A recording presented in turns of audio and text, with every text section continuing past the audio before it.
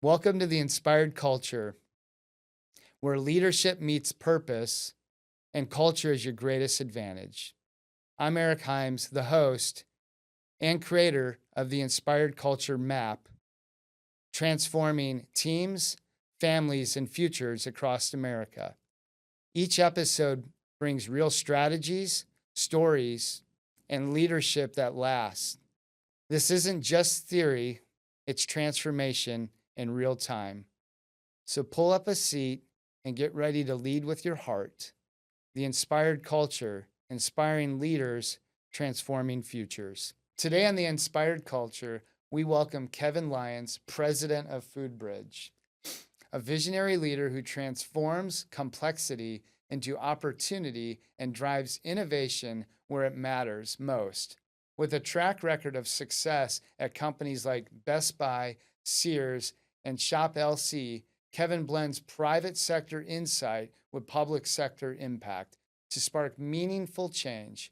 Whether leading rebrands, driving AI-powered solutions, or mentoring high-performing teams, Kevin's leadership is rooted in listening, empowering others, and delivering results that truly last. Welcome to the show, Kevin. We're really excited to have you today. Thank you. I've got big shoes to fill after that intro. Well, I think you're the guy to do it. I'm looking forward to it. Yeah, definitely. So happy to have you on the Inspired Culture. Kevin, we've known each other for a little bit, and it's been great to learn about you and your journey here being the president of FoodBridge. And so it's just an honor to have you with us today. It's an honor to be with you, Eric. I feel like we've known each other forever since the first time we talked, and what you're doing is just amazing. And I really am appreciative of the time that we get to spend together. Me too. I think it'll be great, and I think that our audience will be able to have some great takeaways from your insights, your leadership, and the vision that you have for FoodBridge. Fingers crossed. Yes, right? Yeah. That's good. Today with Kevin, we'll be talking about leading with kindness. And the problem facing many in the audience is that being a leader is hard, and it often feels like they have to choose between being strong and being kind. So, Kevin, how do you lead in a way that's both strong and kind? I don't think it's a choice. I think you have to be both. I think that I'm a big believer in people knowing that you have the capability to have the big stick when it matters, but be the quiet voice in the room when it matters most. And what I mean by that is, I think often if you're too kind and never have that forcefulness behind you, people can take advantage of that, right? Or maybe they don't trust you to make the right decision, even for themselves or for others or for the business when it matters most. But you also have to make sure that you choose your time when you use the stick, right, versus the carrot.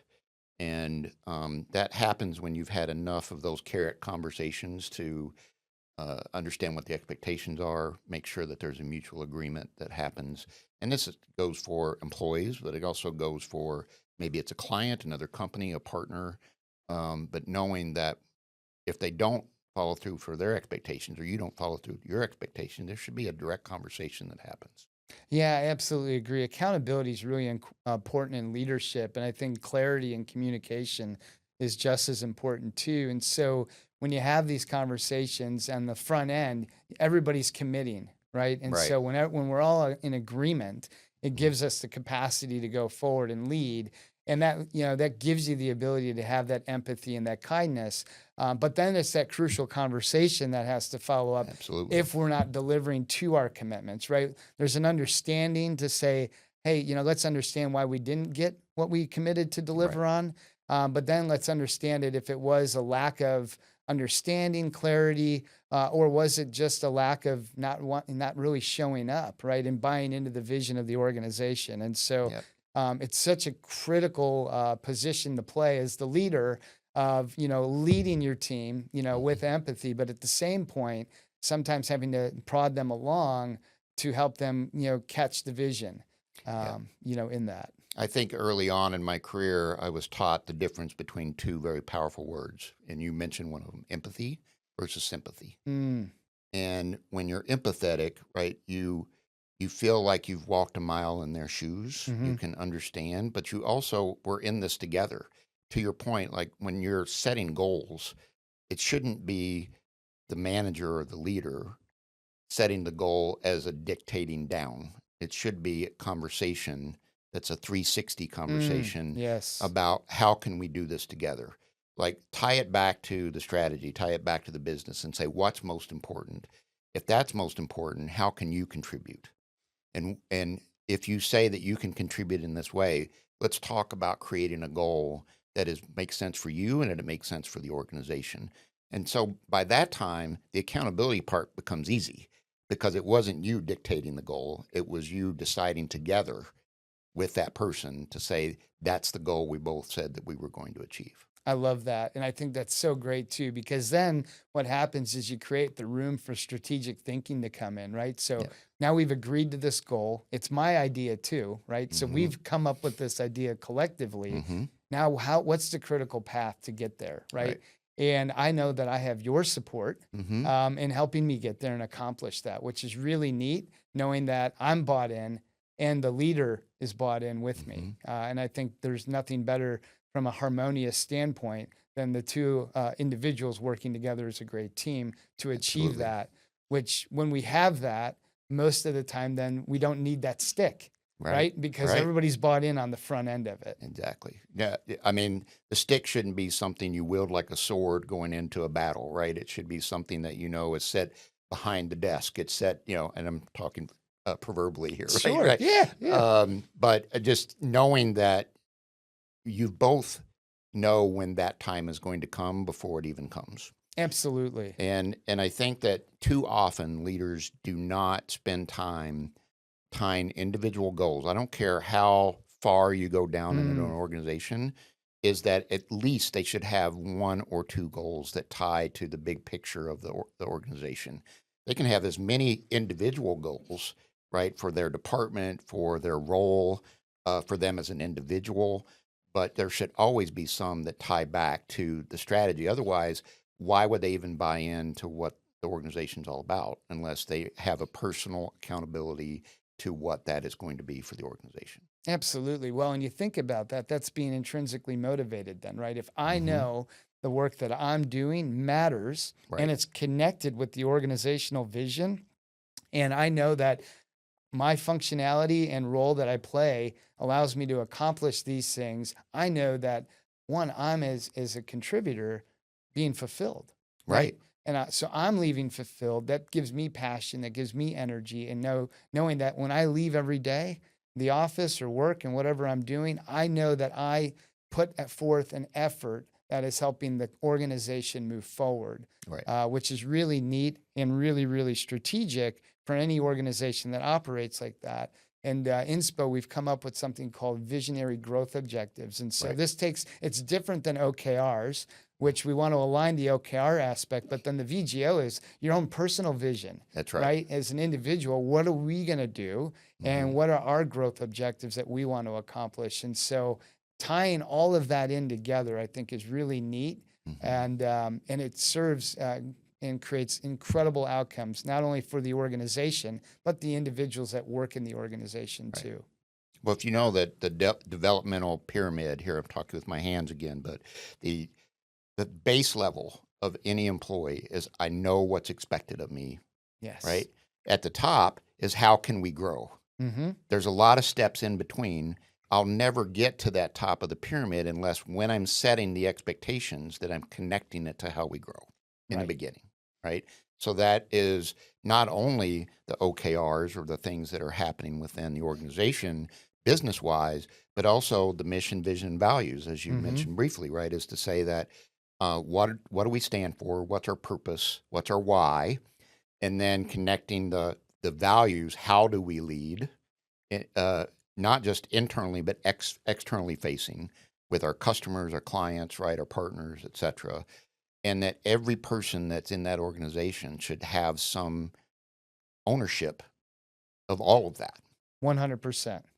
I love that. And I love the ownership aspect, because Mhm. when people have ownership, they're empowered. That's right. And that is the game changer, That's right. to where leaders are empowering their people and they multiply the Right. impact in and through that. Because when you get people to the top of the pyramid, Eric, it is less likely that they're going to leave that organization or leave Mm-hmm. you as a leader. And you and I both know this. We've had this discussion before. People don't leave companies; they leave people. Correct. And if the people are not setting that together and saying, let's tie it back to the mission, vision, values, and goals of the organization, they will be less likely because they feel like they're contributing to the Yes. goal. And even if someone throws them, a bag of money, obviously they're throwing a really big bag of money that might be hard to convince, but, they're going for a little pay raise, or they're going for maybe a promotion at another organization. If they don't get the feeling that they get that same way or same feeling of contribution and ownership, right? They may feel less likely to take that role because they feel like they're tied and connected, truly connected to the organization that they're a part of. Absolutely. And who wouldn't want to be? Right. Right? Who really wouldn't want to be connected to the work that they do and the organization that they work for? And what leader wouldn't want their people as connected too, right? Right. Because when you have that depth of passion and connectivity, that is something that you're teaching, Mm-hmm. that becomes relevant, not just in the workplace, but Mm-hmm. also in the home environment too. Oh, yeah. When we spend all of our time, 55 hours a week, 40 hours a week, whatever it might be, time in the office, a lot of our awake hours as adults is actually working, Right. right? It's not at home in our family. And so we can either teach to work more or teach to have this greater capacity to give and be intrinsically tied to everything that it is that we do, from Right. our family to our vocation and to our relationships. And so when organizations bring that out, Mm-hmm. it makes everybody better. They're inspired and they are ready to go. You And bet. so that gets me excited with you sharing that. One of the roles that I shared with you before, right, as a coach and a peer advisory leader with Vistage, one of the things you learn early on is leaders being vulnerable, right? It's because if you're having a mutual agreement, right, they have to be a fit for your peer group, because it's now peers of people like you Mm-hmm. in an organization. And the first conversation you have with a potential member of your group is not only the things that they're doing day to day, and maybe they're putting out fires and they say they don't have time for X, Y, Z. And what they're really, when you get to the root cause, it's not just about what's not happening at work. It's also what's not happening at home in their personal life. And because think of that, if you're spending all your time not um, navigating your employees' willingness to be a part of an organization and really nurture that relationship, then you're just going to hire more people. Well, how much time does that take? Constantly hiring yeah. people and firing people, right? Or they fire themselves, or whatever that may be. And it's a waste of money, it's a waste of time, and it's taking time away from you personally. Absolutely. Right? It's not just taking time away from you being a better leader at work, but being a better person in your life. 100%. And that is so transferable across all fronts, Mm-hmm. as you share that. And I reflect on that. And I think that, for people, to work for leaders that have empathy and that have that kindness, but also have that accountability, those are some of the best leaders to work for, I believe, and work with, because you're empowered, you're intrinsically Mm-hmm. motivated, and they have the best interest for you. Right. Right? Because they're invested, the leader is invested in you. Right. And so, Kevin, I appreciate you coming on our show today, talking about this, and talking about what it is to lead strong and kind. And it was a great conversation that we had. And looking forward to having you on our next segment, too. Same here. Awesome.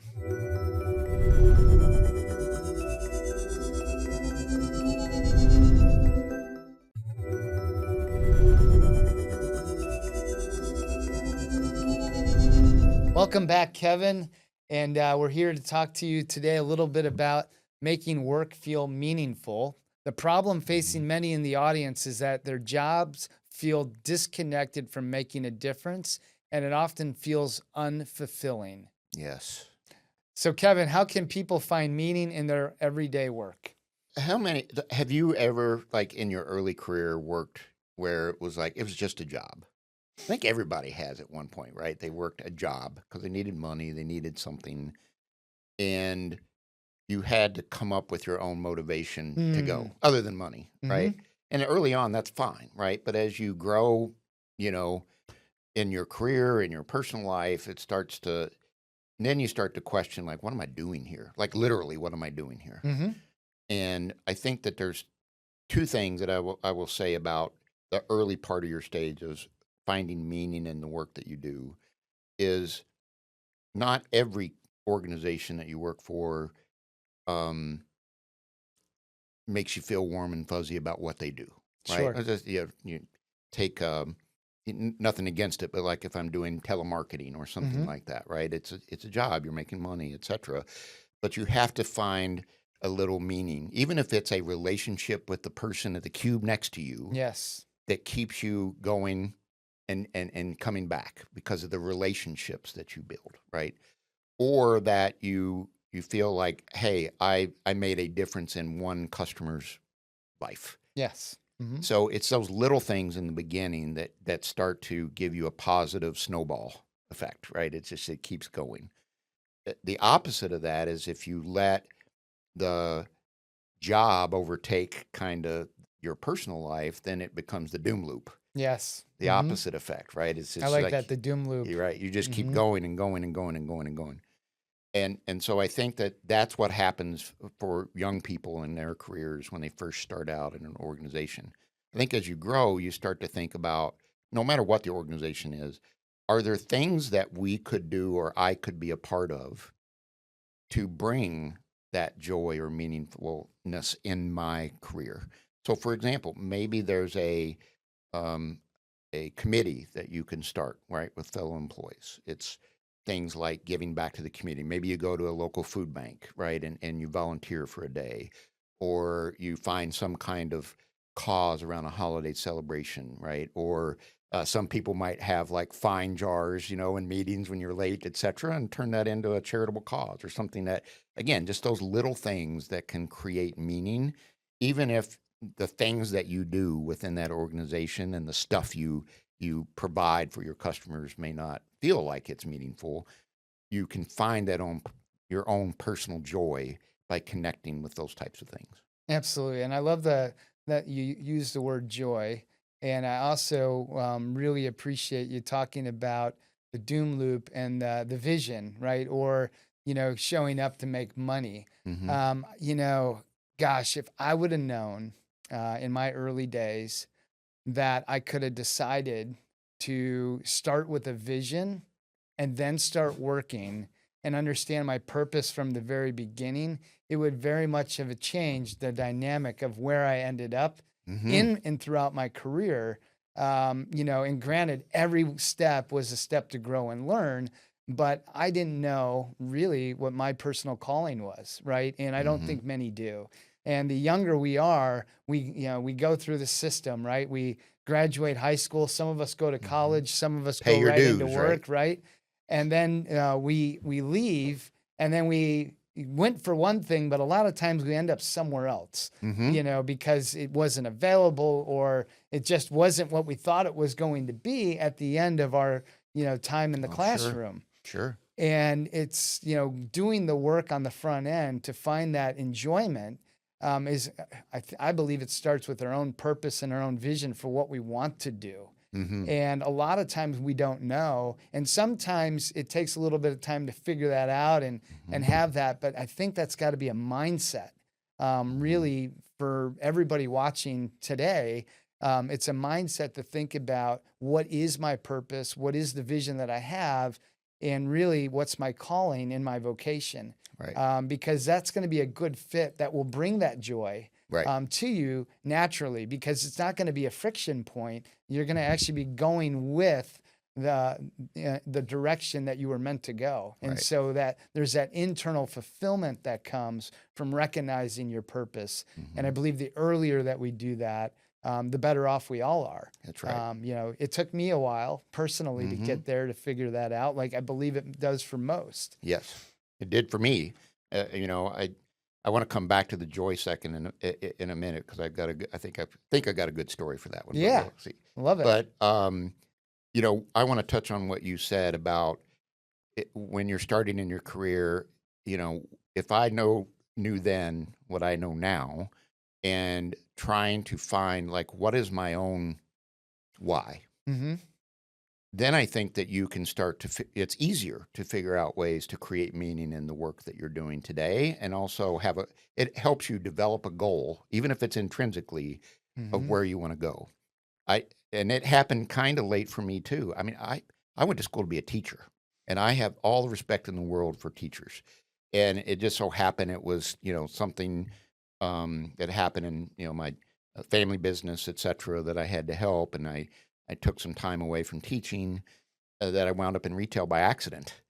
And I just, you know, said, hey, I like audio. And while I'm waiting for the next teaching job to open up, and Best Buy was opening up in my local town, and I said, I like to talk about stereos and stuff. Dating myself there. I don't think anybody uses the word stereo anymore. But I do think that what happened was I fell in love with the possibility of the energy that you get in Mm. retail. But it wasn't until I went from the field and in corporate office, and then eventually, you know, through rounds of layoffs, et cetera, that happened at Best Buy. Um, at this time, it was around 2009. And I may have had 5 people in my LinkedIn network at that time. I never really Okay. took it seriously. I was a late bloomer in the LinkedIn stage. Right now, I've got I lost count. But what I learned, and then transferred that to any young people that came through my organization's following, was be the CMO of you. Yes, Because if that's you don't good. take the time to market and brand yourself on what you want to do, and this isn't about like boasting or having an ego, it's more about what is your purpose, what's your superpowers, Mm-hmm. what things can you develop over time. Even if you don't have them today, the things that really bring you joy are the things that are going to drive your life decisions and your career decisions later. And I think that the biggest problem that a lot of people have is they spend so much time, especially if they've been with an organization a long time. I was with Best Buy for 15 years. Never had to worry about marketing myself because everybody knew me within the organization, and they knew my hard work. And I came up from a farm, so that was I got advancement by outworking everybody. That was my thing, right? That was my superpower at Yeah. the time. Yep. But once you go up in the ranks, right, it's not just about the level of work. In fact, if you're working hard and no one else is, that's the problem with leadership, right, at that point. Absolutely. So I think that I took that time to basically figure out what my brand was, what was my purpose. And so fast forward to when I ran Shop LC as president, I used to have this thing called Pastries with the President. And we would do that like once a quarter. And we'd have anyone who wanted to come in the organization, 550 people in the organization. A lot of them would be middle managers or even line level employees that would come. And I would do a class about marketing yourself. I'd make them get out, create their LinkedIn profile if they didn't have one, talk about what it was. I probably got in trouble at the corporate office because I said, look, no company is loyal to you at the end of the Sure. day. Yeah. And so you have to figure out kind of what you want to be. And that could turn into you being the most successful employee at this organization ever, or it could be that this isn't for you and you need to find something else, right? But it comes back to that joy. It's like you need to find that, but you don't know unless you take the time to work on yourself, create a vision for yourself, create that mission statement, create your why, and then go from there. Absolutely. Well, and Kevin, I appreciate that. You're an incredible leader because you're not controlling, you're giving, you're empowering your people to be the CMO, right, Mm-hmm. of themselves, Mm-hmm. and to find that superpower, Yeah. right? And I love that you say superpower because I believe that everybody's been given a gift or Mm-hmm. two, right? And I think God does that. Mm-hmm. He gives everybody a spiritual gift, and those strengths that we have, come from Him, and everybody has one. Mm-hmm. Everybody has one. And so I don't want anybody to ever think, well, I'm just me and I don't have anything. No, you do. Yeah. And leaders like you, Kevin, get to unlock that, right? You get to help people see that and find that. And that's beautiful because that gives them the ability to rise and Mhm. grow in their strengths and in their purpose, you Yep. know. And I love that you lead that way, and that you led your teams that way too, to be their own CMOs, because you're waving the flag higher than anybody else for Mhm. them to succeed, Right. right? And Be wherever, their biggest cheerleader, right? yes, and wherever the chips fall, they fall, but you're there Mhm. for them Mhm. and nothing more, Right. right? You're there for them to win. Yeah, when we talked, before about goal setting and all of that, it's not just about the accountability side. It's also taking the time to celebrate the wins when they come, Yes. because that also brings energy, right? You got to know when you're successful. What does good look like? And if you never take the time to say, I painted a picture of what good looks like, I actually achieved that good. Mm, So let's take time to celebrate that good. When you talked about joy earlier, funny story, going through a rebranding at Shop LC, right? When I took over at that time, we were known as the liquidation channel. And it was such a an odd thing for me when I was getting recruited to that role, because we sold jewelry and we sold lifestyle goods and etc. The liquidation channel came from the founder almost going out of business, mm. decided to have a big liquidation sale. Lo and behold, all the customers start responding. So he rebranded it, from the jewelry channel to the liquidation channel. And we were going through kind of, well, what are we going to be going forward? And we were actually, the CEO of the parent company and I were on a bus in New York. We were at a conference and we were doing a tour. It was like an innovation tour, and we just started talking about, what does LC mean, right? Take the liquidation channel side of it. What does it mean to our customers? How do our customers feel? Mm. We always get stories. You get at a home shopping network, people don't realize that you get about 12 to 15,000 messages an hour Oh, wow. from your customers interacting. Wow. So you're going to get a lot of customer feedback, Yes. even if you didn't ask for it, right? And so the one thing that constantly came up is how people feel when that package arrives at their door. Mm. And it came down to, like, what's the one word that encompasses it? Joy. I feel joy when I get that. And so our Mm. tagline became delivering joy. And not only did that transform the way our customers started to interact when we rebranded the Shop LC, we kept the LC as the legacy part of that. And now it was low cost, Mm-hmm. right? And the action of shopping. But that delivering joy was not only a call to action for the customer and how they were going to feel when they experience our brand, but our employees, knowing that they're delivering joy for those customers, can now feel connected. I love that connection because then that gives them purpose, Yep. right? We're delivering joy, and that's the experience that our customers are getting. That's the Mhm. experience they're getting, right? And the organization is getting too. That's Right. amazing. That's an incredible story. Yep. I And in fact, it turned into where we went next, which was customer acquisition isn't just about the bits and bytes of things. It was also about um, having a connection to our community. okay. And so we started a 1-for-1 program where every item that was purchased, because these are guilty pleasures people are Mm-hmm. buying, right? How can you make them feel good about that purchase? So we donated a meal to a midday meal program with Akshapatra in India, also in the US, and No Kid Hungry. In the first year, which shocked us, was we had donated 13 million meals. Wow, And 13 million. 13 million meals, because you're Ah, talking about these I'll call it low ticket, but high volume transactions every day. And it was scary. If you think about it from the CEO's perspective or the board's perspective of going, wow, that's how much money does those meals cost? Like thinking from the sure. P&L. And it's kind of Mm-hmm. like when you join an organization, they tell you to go in a 401k. And I always tell people, it's like, that first paycheck's going to hurt, but after a while, you just kind of, that's Mm-hmm. the mode you go in. It's the same thing with a program like that. Is, yeah, you'll feel it initially because it is going to be a hit, but then you're going to start to see customer acquisition. Your customer acquisition costs go down, right? Your transactions from that customer over the course of the year, their share of wallet goes up. So it's all going to be a good thing down the road, and your employees connect to it because they know that they are a part of something that you're doing.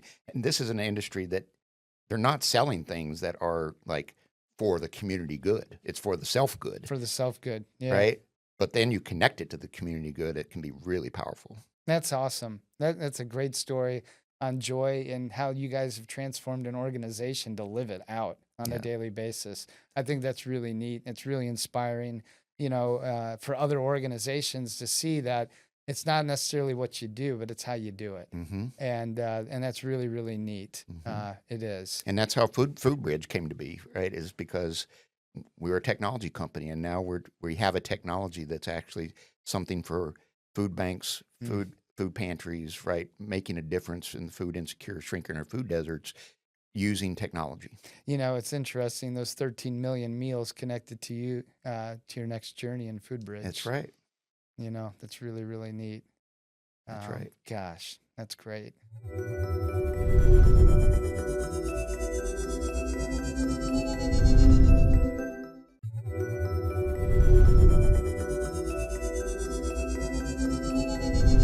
Welcome back, Kevin. And today we're going to be talking about building strong communities. The problem facing many in an audience is that their communities feel divided, and it often feels hard to bring people together. Kevin, how does your work help unite communities? Well, I shared a story about what we did at Shop LC with our one-for-one program, and as you mentioned, it said, and that puts you on this path to Food Bridge. And I think that as you get older in your career, you start to think about going back to, you should always revisit your why. Mm-hmm. And I think my why became pretty apparent talking to folks like you and coaches I've had in my life and mentors. And by the way, if you don't have a mentor, this is for anyone, like, you're doing yourself a disservice. Everyone should have a mentor in their life. And I think it was more about, where do you want to spend the rest of your days? If you're really like in the twilight of your career and you're thinking about, business and how can you feel connected to what you're doing? And I think really, I didn't grow up from much. I grew up in a town of 400 people. Family came from a divorced family, didn't have a lot of money. You know, remember eating government cheese, they used to call it back in the day, and all of that type of stuff. And so I think it was always in the back of my mind to say, I remember how that felt. Yeah. And at some point in my career, I need to figure out how I'm going to make that difference, right? And so that the one-for-one program was a big boost for that. But from the Food Bridge side of things, I mean, we're building technology platforms. You talk about e-commerce, right? And AI and all the technology that's out there today, and think about, how can I use that for good? We've seen lots of examples where AI is not used for good in our society today. And how can you create a connectedness with your community as an organization? And it was really, one of our partners was touring with one of his clients who actually happened to run a donut shop. Mm. And they were going to a new opening, and it was in front of a Walmart. And he said, why on earth would you put a donut shop right in front of Walmart? Don't they sell donuts? And he said, have you ever heard of SNAP? And he said, well, yeah. He said, I was actually on it when I was younger, and we're talking about the Supplemental Nutrition Assistance Program, right? So what people used to call food stamps. Okay. And he said, well, donuts are actually eligible for SNAP. And so we do this because people who don't spend all of their allotment, because it's a use or lose program, right? If I get $500 in a month, and let's say I spent $380, I got $120 left in the month, I need to spend that because it's not carrying over to the next month. And that's where folks like 7-Eleven, Dollar General, donut shops, whatever, if they're part of the program and they found that loophole for it to be there, then neighbors who are on that program can use those benefits for food that isn't healthy, isn't nutritious, right? Probably not economical either. You're not getting the most for your dollar. And and he came back and we had a long conversation, the partners and I, talking about, there's something here that we got to figure out. This is insanity. We got to figure it out, right? How do we do what we're doing and try to remedy this issue? And so the more we dug in and more we started talking through it, talking to food banks, talking to food pantries that are on this treadmill constantly. of raising donations. So I don't know if you, I mean, I've given time and money to charities and the folks in the past, and you think about it, and if you've done that regularly, you're probably going to get a call again next year to Of donate, right? course, Because right? they Yeah, know you did every it year. before. Yeah. And so it's that treadmill that I'm Mm-hmm. on. And so we know when dips in economy like we have today and all that, that money starts to get scarcer. Mm-hmm. And so if I don't have that, these food banks and pantries have to decide if they have to kill programs that have been successful in their community because they don't have enough money or funding to do it, or they want to start some new programs and they can't. They want to help some of their pantry partners to get more food, et cetera, and they can't because they're now, since the pandemic, that the increase in food spending for food banks and pantries has gone up like 4, 5x, right? It's just crazy. And It really has. yeah, and now with the changes like in bills and things that have come out in legislation that the states are going to be required to fund more of that, and the food banks and pantries were at a hunger summit recently in Indiana, and it really came out that they're hopeful, but they're scared, and so the program was developed to take our technology, which is how can a food bank or pantry control more of their own destiny, Sure. right? And we're not trying to turn them into profit centers or grocery stores. It's more about having a fund balance that they can repurpose back because they're 501c3s. They got to Mm-hmm. do that, but repurpose it back into their communities, whether that's start a new farmer's market, buy a mobile food pantry truck, maybe provide cold food storage for food pantry partners, et cetera, so they can offer more than just canned goods or box goods. Um, and so that commerce platform engine, by being able to accept SNAP, helps the neighbor and the community, but also helps the food bank and the food pantry because now they have a fund balance to work with. But at the same time, we all love it when a Target or a Walmart or something comes into our neighborhood, right? Or Costco, Mm-hmm. whatever it may be. But what that's done over time is all the little mom and pop grocery stores have gone away, right? Yeah. So the food deserts are actually growing. That's interesting. Right. And so you think of urban markets where you have lack of Mm-hmm. transportation to get to a grocery store. SNAP doesn't cover things like delivery. So they can't do Sure. like you and I is just get it delivered to their front door. Right. And they can't get transportation to go do buy online pickup in store. Right. Unless they're going to take it on the bus or the train, like here where we are in Chicago. Right. It's like public transportation they could use, but how are they going to do that for weeks worth of groceries for their Mm-hmm. family? And so food pantries and food banks happen to be in a lot of these food deserts where they can actually help shrink that by offering those programs for them. Still offering free food, offering all the things that they do today, but now they have an opportunity to offer more if they want. Because the purpose of the mission Mm-hmm. of any hunger relief organization shouldn't be a handout, it should be a hand up. Yeah. Right? Because the whole goal of those programs is to make sure that we can get them out of poverty. In fact, the average is about 100 to 150,000 people a year come out of poverty because of the result of being on those programs.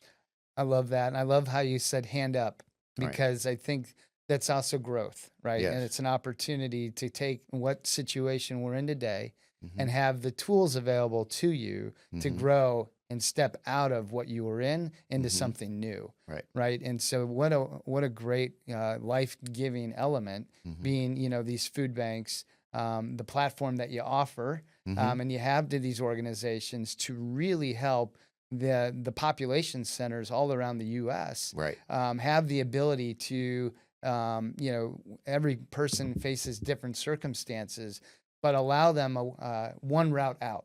Right. And so you're giving them a tool, you're equipping them, you're fueling them, literally fueling them Right. as individuals with healthy food choices, with healthy options locally, Right. which gives them the ability to keep their resources differently Right. to then help them grow into their next role, their next position, as a family, as an individual. It's a really neat program. Yeah. And the thing is that it's not that the United States does not have access to food. Mm-hmm. There's a lot of access to food, but you can draw a map around your own community you live in and say, how many fast food places are there? How many donut Mm-hmm. shops? How many Yeah. things that are all around you? That's not nutritious food, Right. right? And the U.S. spent over $1 trillion last year on medical costs due to malnutrition. Yeah, that's, I like eating healthy. Yeah. Personally, it gives you the energy you need and everything else. Just makes you feel better, It right? makes Mentally. Yeah. I mean, it takes away the brain fog, right? Mm-hmm. You have energy when you wake up every day. You Mm-hmm. have enough to sustain you through the day. You don't have these spikes, Right. up and downs throughout the day with it. And And think so, about kids struggling with hunger, right? They can't concentrate on their schoolwork right. because they're thinking about where am I going to get my next meal? Yeah. And that's scary. Kids shouldn't have to think about that, right? Exactly. They, Especially here, yeah, right? they shouldn't have Yeah. to think about that. But it's, tying it back, Eric, to, the original question is just that building something that is the community. One of the things I talk about when I work with companies and organizations about creating their balanced scorecard. The balanced scorecard isn't just about the OKRs we talked about before. Yep. It's like I like to divide it up and say there's a customer aspect of this. So, customer acquisition, customer retention, loyalty, all of those types of things. Then there's the shareholder part of that, which is all what we all think about, right? It's revenue, it's margin, profitability, et cetera, the cost controls. But then the other part of that is also the employee experience, going back to connecting, having a place that I feel like I'm connected to working. So those things about, employee retention, Yes. right, engagement. But the last one, which a lot of people miss, is that sustainability or connection to your community. What are the KPIs that you're going to measure about how you're giving back to your community or creating something that is sustainable, whether it's a green energy initiative, whether it's, we're going to start some kind of charity or grant program, right? Or, donating meals, right? Or donating time. But those need to be measured just as importantly as all those other OKRs. Absolutely, 100%. And you think about it, as a food bank operating in those communities, having something to give like that, you're not only giving food anymore, but you're also giving hope. Well, what happens is, it's funny that you mention that because I think the eye opener for both the pantries and food banks when you're on site. We were actually at a food pantry in North Carolina recently, and we were talking about where the neighbors go for their food, and they happen to be right next to a dollar type store. And I said, and they called out the managing director of the pantry said, these people come in our food pantry all the time for food, and they're hanging out over there. And I said, yeah, because now imagine they have SNAP benefits, they're taking it over there. What do you think the value they're getting for the food from there? A $3 bottle of orange juice that's like this big, right? Or any other food that's not nutritious, where they could be coming here where all you have is nutritious food and providing that, right? And so it's not that you're taking them away from what they're doing there. And she also shared with us that if they come in for food, the thing that we want to do is be able to also talk to them about all of the wraparound services that we can provide: housing, careers, right? Medical, like whatever it may be, mental health services. And so that's where the conversational AI comes in, is to say, but what about the neighbors who aren't walking through your door? That's right. Yep. You're not getting to them. You're not telling them all the things that are possible. And with a two-way conversation that I can have at scale with a neighbor who is giving me that information versus me prying it out of them. Yes. Right. Now I know down to a zip code where is the most need. So therefore, if I'm deciding where I'm going to put my next mobile food pantry or farmer's market, or I have a pantry partner who just doesn't have enough food to give them, I can see where the need is. Or I can share that with some of my agencies in the state or local community that are providing free Medicare coverage, right? Or mental health services or housing or those types of things. And I can do that now without waiting for them to walk through my door.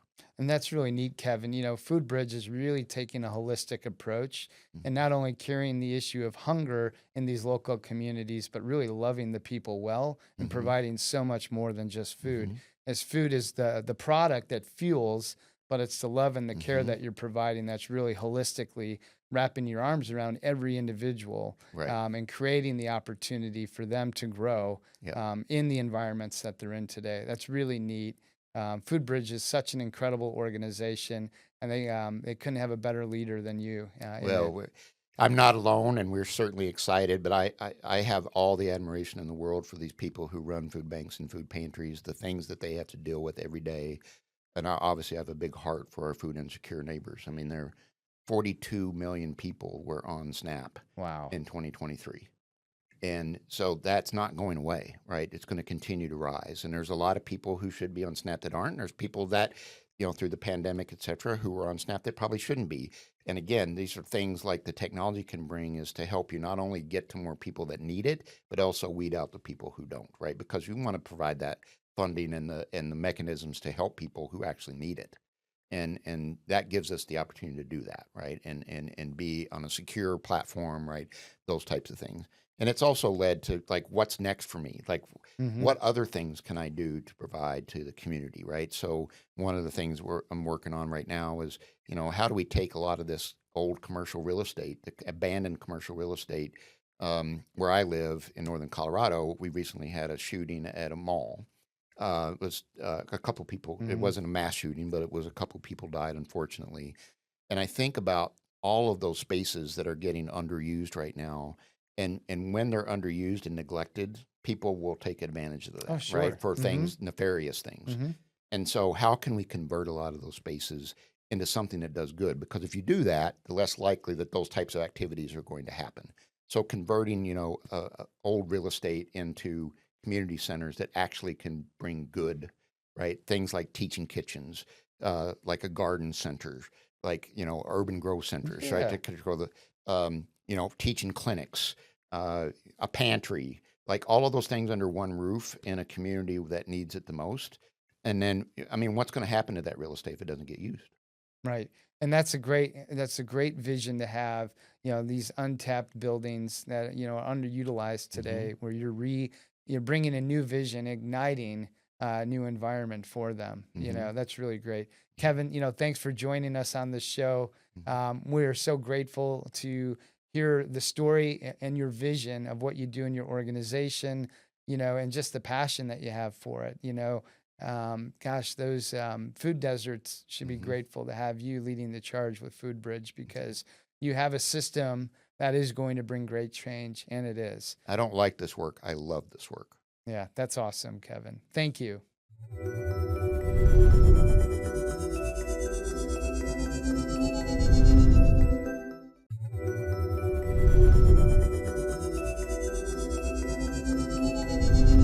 Welcome to the Inspired Culture. Kevin, welcome back. Thank And you. we're talking about turning big problems into opportunities. The problem facing many in the audience is that big issues like hunger seem to overwhelming to tackle, and it often feels hopeless. Kevin, how do you stay hopeful when facing big problems? That is a big question. It is a big question. I think, for me, and this has only happened probably in the last 10 years of my career, is that the big, really hard things are the things that you should be focused on. Mm. Now, I've grown up in strategy and all that like you, and you always focus on kind of the matrix, right? Of doing, you put up the value exchange matrix, right? You always Mm-hmm. focus on the things that have the highest value and really easy to do. Of course, you want to pick off the low hanging fruit, right? But I always say the next quadrant, the things that have high value but are really hard to do. Yes. And those are the next things that you should be working on. It goes back to like the old Stephen Covey exercise where he puts the rocks and the pebbles in the jar, right? Mm-hmm. And if you do it the wrong way, it's showing you that, if you focus way too much on the little things, right, you can't fit all the big things in. That's right. And I think that it's really important for people to think about these really big issues. I shared earlier about the thing that drove Foodbridge was this really big problem about SNAP, the Supplemental Nutrition Assistance Program, and the loopholes that are there, and how there are lots of companies who have profited quite a bit off of that program, Mm-hmm. quite honestly, taking advantage of neighbors. And Not only that, but also the fact that, food deserts have grown in our country, right? I'm Mm-hmm. not talking about some third world country. In our country, they've grown significantly. And that gap between healthy food and the neighbors that need it the most has just continued to increase.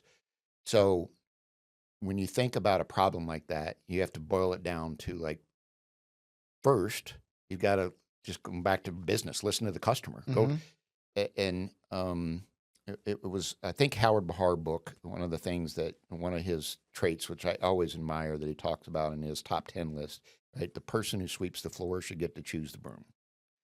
And that's the same thing with problems, right? If you're solving any big problem in your organization or in your community or the world, is to say, go talk to the people who actually face the problem. Like, if you can't get to the person who's in encountering the problem, get to the Mm-hmm. person who is facing the person encountering the problem, the next closest, right? It's just like a customer service agent, right? One of the things that we did at Shop LC was we required all of our executives to listen to to go into customer service work and listen in on calls a couple of hours every month, Yes. right? Not a big time, Mm-hmm. right? And then we also, what led to that was a development of us taking those, as I mentioned, we get 12 to 15,000 text messages, emails at every hour that we're on, because you're 24/7, and taking all of that and basically using that as things to help us in our business, because the customer's telling you, The right? customer If it's feedback's all invaluable. in the spaces between the words Mm-hmm. that they say, that you pick up on, right? And then if you're listening to them and valuing them, and then if you're trying to solve things like being more efficient, right? Go work in the warehouse. Mm-hmm. Go pick product. You'll find out where the inefficiencies are when you're talking to the people and you experience what they're experiencing every single day, right? And you get frustrated and upset, and then you go, well, no wonder, right? No wonder our lowest scores in that department are X, because this is what they deal with. And unless you experience it yourself, you're never going to know.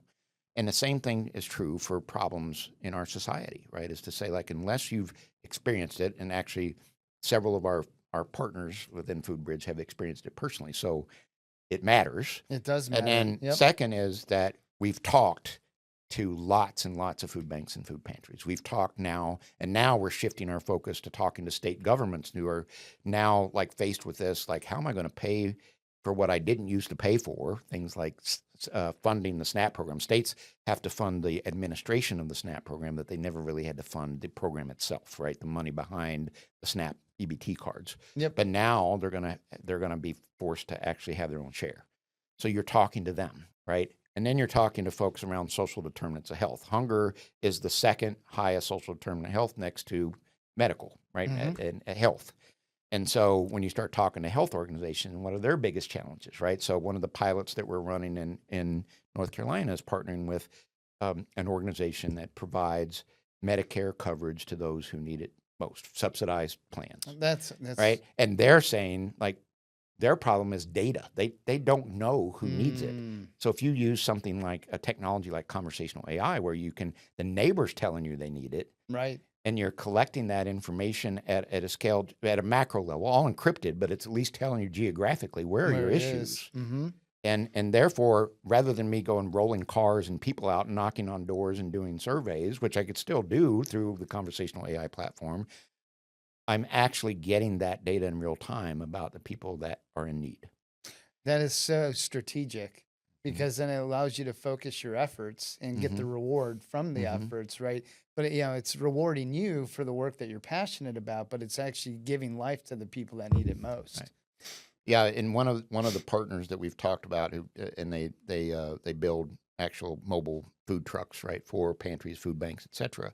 And one of the things that their CEO shared with me was, the economics behind a truck like that is that you need really about 50 confirmed meals at every stop to make it profitable or worthwhile for that stop. Mm-hmm. So it was like the light bulb went off for both of us, talking about how FoodBridge could actually be that bridge for them to, what if I could guarantee those 50? I could get them pre-ordered, and then I can still bring food for the people who walk up. And now the business side of this is I'm making the investment in that food truck worth it now, because I know not only where to go with the truck next, but also that I can get those things ordered ahead of time, so that I know at least I'm getting to that 50 And then anything I get on top of that, right, is the proverbial icing on the cake. And it makes better business decision, but it's also serving a need for the community because I'm going where I need to go. The worst thing that you could feel if you were an administrator of a hunger relief organization is you plop down a farmer's market or you plop a mobile food pantry in the neighborhood and no one comes. Nobody comes. It's just a waste of everything then. Right. You know, I love the thought and the strategy that you put in place with the partnerships that you're doing, because what you're doing is mobilizing a system that's going to support long term with intelligence backing behind it.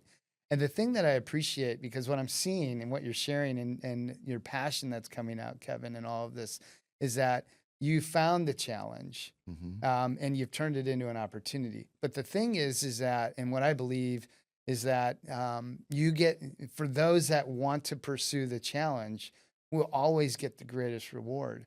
Because when you turn that challenge into an opportunity, what it requires is all of you to really think about all of it. And when you have that level of capacity of thinking and investing into resolving and solving, what becomes this opportunity then grows into this massive vision for people to really change what it is that they do. And I think that more people should take on challenges because it creates the best opportunities. And I don't want people to feel like, oh, that's a challenge, I don't know that I want to do it. Gosh, it's like, that's a challenge. Let's go after it, because something good fruit will come out on the other end of it if you pursue it fully. And that's what you're doing. And even in your personal life, Eric, sorry to cut you off, but I think that, what you just triggered for me was, in your own career, you think about the really hard things that you've avoided in your life. And we've all done it, right? We've all taken a decision path somewhere or another that may have been the easiest, but maybe it wasn't the most fulfilling or most rewarding in the long term. And I think that that's true in our personal life. Like, now with my, work that I'm doing with Vistage, for example, like the one thing you learn through this build process is to say that you have to do the really hard things up front.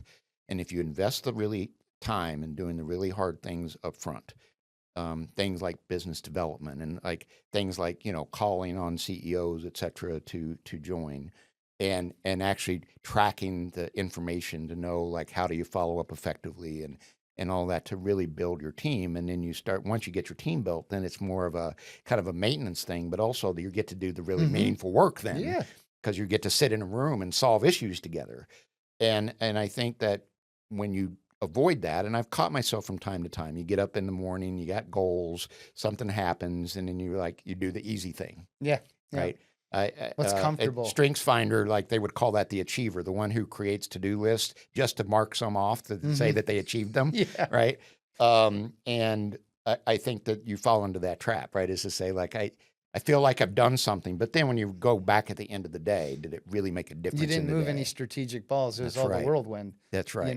Craig Rochelle says, do the next hard right. Yes. Because doing the right thing isn't easy. It is hard. And, as leaders, we're called to tackle the challenges, and really take a look at it. And that's hard to do. And you can't do it alone. No, you can't. And that's why, the power of peers, the power of partnerships that we were talking about with FoodBridge is to say, we don't want to be all things to the hunger relief effort, right? We want to make sure that we're doing the right thing that we're good at, our talents, our skills, abilities, right, to provide.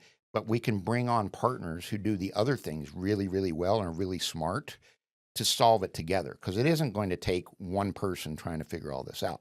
So when you think about, organizations like Ample Harvest is a great example up in New York, where I talked to the founder of that organization, and that's what he taught me. And he doesn't know this, by the way, that we've had maybe a couple of conversations, but it really was impactful to me. And he said, we've been in existence for a long time, but we never pretended to try to do all the things to solve the problem. Our only thing that we focus on is creating community gardens to share and reduce the urban food deserts. And that's all we're focused on, right? And if you need to solve the other things, then find the partners that will help you get there. Create a community around the problem, right? And that's what I love Yes. about things like Vistage is to say, like, you're creating a community to solve an issue, but you have to be vulnerable enough to know you don't have all the answers. That's one. And then two is that it, you this isn't about the law of E.F. Hutton, right? This isn't about, the person with the loudest voice and everybody stops, right? You don't want to be the smartest person in the room, No, ever. that's right. And the vulnerability goes with humility, right? We Yes. have to be able to see, listen, and and hear what others have to say, and really take that to heart. Right. To develop the best platforms, the best programs, the Mhm. best solutions. All of it Mhm. comes from a team environment and collaboration. Yep. The team gets better when everybody's involved, Right. right? And they have that approach. Otherwise, you get myopic. I learned this early in my career Mm. at Best Buy when you worked in retail, so Mhm. you can attest to this.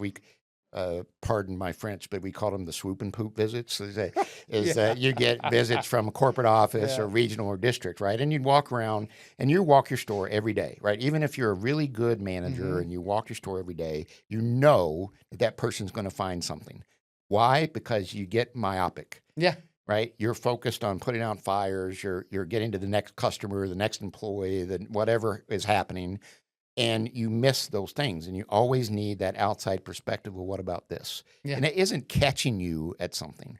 That's what I used to think mentally in my Yeah. mind is I'm getting caught, but it's not. It's about opening your eyes to say you need someone else to see the things that you can't see. Yeah, it's definitely put on a new set of lenses, Right. right, for somebody to come into a new environment. And that's why, leadership coaching, that's why, advisors, all those are so important to come into organizations because you've all lived it for so long Right. that you know the streets, the homes, and where they're all located. Yeah. And you need somebody new to see differently, Right. right? And give you and bring ideas to that space. And what's more powerful to me is not only the people who are in the same industry or the same market, because Mhm. actually a problem happens when you get at the top is don't want to share too much with your competition, right? Right. But I don't care if you have a problem in retail. Have you ever asked someone who runs a hospital to come look at your business and vice versa? Yeah. And you'd be like, why would I do that? Well, because everyone, I don't care if it's a hospital, if it's a retail store, if it's a food bank, whatever, you have problems around employees, you have Mhm. problems around your constituents or your customers, you have problems around your operations, and they are very similar in how they creep up. They absolutely, and before we go, we'll make this comparison. Hospitals in healthcare and retail both do the same thing. They provide an experience. That's right. One provides a shopping experience. The other provides a healing One just experience. means more, though. Yes, Don't die, right? that's right. That's right. And so we're saving lives over here as we're, serving lives over That's right. here. But the reality is both are experiencing something, and not only the patient, but their families coming to visit, to the family shopping. And I believe that, in sharing that, but in real reality, as we talk about it, there is value in that because it's a separate set of eyes that looks at things differently. Aesthetically, there's a lot of similar requirements of clean shopping environments to clean hospital hallways, Right. to all of the variations of the presence that's created when you enter into the front doors of the apron of the retail store to the lobby and the atrium of these hospitals and health systems. So But that's how there's a you lot of solve big wisdom. problems, right? That's exactly right. That crossover and all of that. Kevin, it's been an incredible pleasure to have you on the show. The Inspired Culture. Thanks for you bringing your passion, your energy, and your inspiration to the audience and our viewers. We're really excited, and I'm sure that there's so many takeaways for the live audience to take a look at. And so I know I have them. I This do has been too. amazing. And it's been a wealth of knowledge, and it's been an honor to have you today. I'm so grateful for your time, Kevin. I'm grateful for you, Eric. Thank you. Definitely. And look forward to catching up with you soon on Yes. another round of shows, too. That's right. Oh, thank you. Thank you. The Inspired Culture, inspiring leaders, transforming futures.